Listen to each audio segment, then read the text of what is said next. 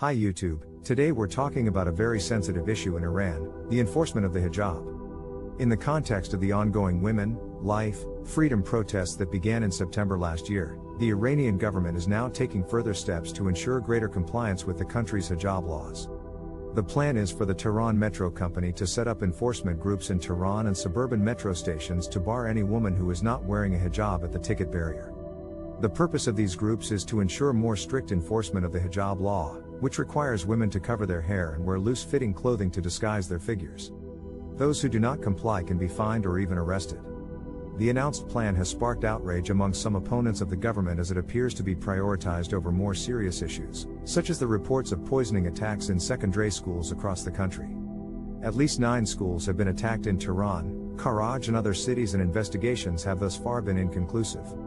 State-run media have reported that women found trying to pass the ticket barrier without a hijab would be immediately barred from entry, effectively banning some women from going to work. This move has already been implemented in cities like Isfahan, and fines are due to be imposed from next Saturday. According to an Interior Ministry statement issued in March, the veil is regarded as one of the civilizational foundations of the Iranian nation and one of the practical principles of the Islamic Republic.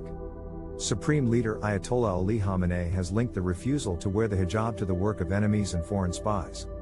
However, it appears the Iranian population is not entirely in favor of the hijab rules. A survey conducted by the Ministry of Guidance Research Institute showed that 31% of respondents had observed a high number of Iranians not wearing the hijab, and the Blair Institute for Global Change found that 78% of responders aged 20 to 29 and 68% aged 30 to 49 were against the mandatory imposition of the hijab. It is clear that this issue is far from straightforward, with many debates and disagreements between government and the people of Iran, both inside and outside the country. As a result of this, more direct government efforts, such as the hijab enforcement groups, are likely to prove highly ineffective. The Iranian government needs to tread carefully and keep in mind the opinion of those on the ground if it wants to address the hijab issue successfully.